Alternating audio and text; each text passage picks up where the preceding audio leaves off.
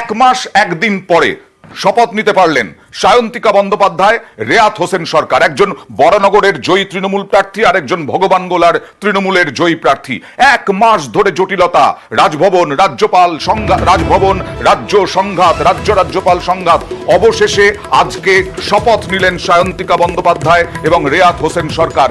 কে শপথ বাক্য পাঠ করালেন? কারণ গতকাল রাজভবন থেকে বলা হয়েছিল ডেপুটি স্পিকার আশিস বন্দ্যোপাধ্যায় শপথ বাক্য পাঠ করাবেন, কিন্তু আশিস বন্দ্যোপাধ্যায় বলেছিলেন যে স্পিকার থাকলে পরে তিনি ডেপুটি স্পিকার হিসেবে কখনোই শপথ বাক্য পাঠ করাতে পারবেন না। সরাসরি চলে যাব প্রতিনিধি আবিরের কাছে। আবির, কে শপথ বাক্য পাঠ করালেন? কি কথোপকথন হলো বিধানসভায়?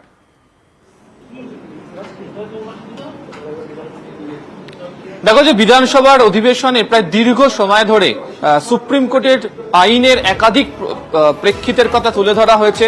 বিধানসভার রুল বুকে কি লেখা রয়েছে এবং সংবিধান অনুযায়ী শপথ বাক্য পাঠ করানোর ক্ষেত্রে বিধানসভার বা স্পিকারের যে কোনো ধরনের অসুবিধা নেই সেই প্রসঙ্গের কথা বারবার ধরে উল্লেখ করেছেন। প্রত্যেকটা তার যে বিবৃতি সেখানে উল্লেখ করে দিয়েছেন বিধানসভার অধ্যক্ষ।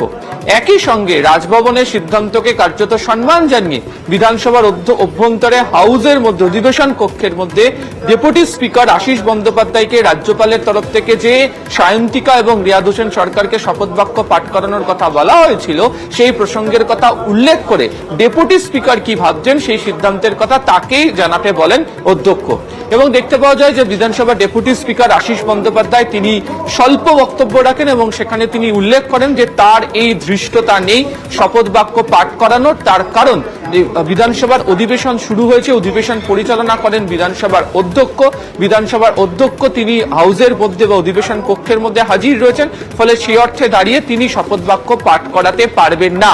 গতকালকে যখন জানা গিয়েছিল যে রাজভবনের তরফ থেকে যে ডেপুটি স্পিকারকে শপথ বাক্য পাঠ করাতে বলা হয়েছিল, তখনই আশিস বন্দ্যোপাধ্যায় একই কথা উল্লেখ করেছিলেন এবং আজকে অন রেকর্ড অধিবেশন চলাকালীন অধিবেশন কক্ষের মধ্যে তিনি বক্তব্য জানিয়ে দেন এবং তারপরই দেখতে পাওয়া যায় যে রেয়াত হোসেন সরকার এবং সায়ন্তিকা বন্দ্যোপাধ্যায় দুজনেরই শপথ বাক্য পাঠ করালেন বিধানসভার স্পিকার। রাজনৈতিক মহল কি বলছে আবির? এতে কি রাজ্যপাল সংঘাত থাকবে, বজায় আরো বাড়বে নাকি? কারণ রাজ্যপাল এটাও বলেছিলেন যে সায়ন্তিকা বন্দ্যোপাধ্যায় বা রেয়াত হোসেন সরকার তারা যদি রাজ্যপালের কথা না শোনেন তাহলে নাকি পেনাল্টি হবে।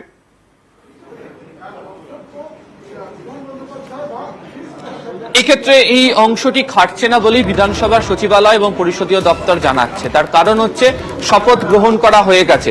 শপথ গ্রহণ করার ক্ষেত্রে রাজভবনের তরফ থেকেই বলে দেওয়া হয়েছিল যে শপথ নিতে পারবেন তারা দুজন এবং তাদেরকে রাজভবনে আসতে হবে না, বিধানসভাতেই তারা শপথ নিতে পারবেন।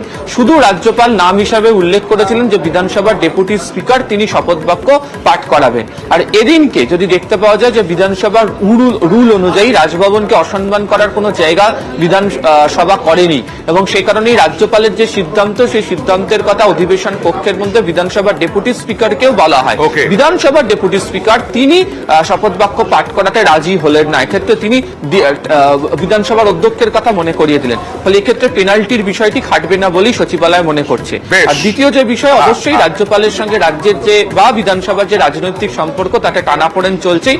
এই পর্বের পর সেটা আরো নানা কারণে অব্যাহত থাকবে বলেই মনে করছে রাজনৈতিক মহল। ধন্যবাদ।